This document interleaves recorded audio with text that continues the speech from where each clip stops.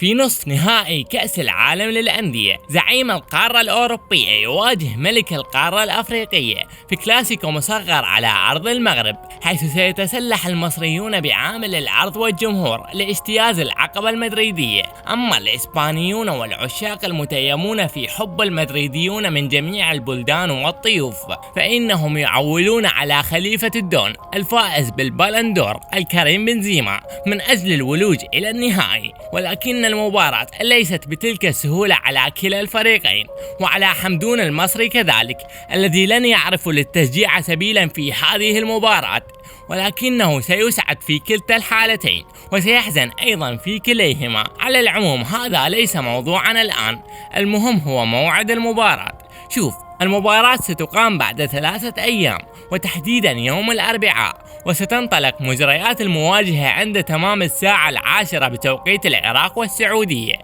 9 بتوقيت الجمهورية المصرية، 8 بتوقيت المغرب والجزائر. وبالنسبة لباقي الدول، هذا هو فرق التوقيت ما بين توقيت العراق ودولكم يا أعزائي المشاهدين. لذلك أنصحكم أن توقفوا المقطع لتتمكنوا من القراءة. That's it. Peace out.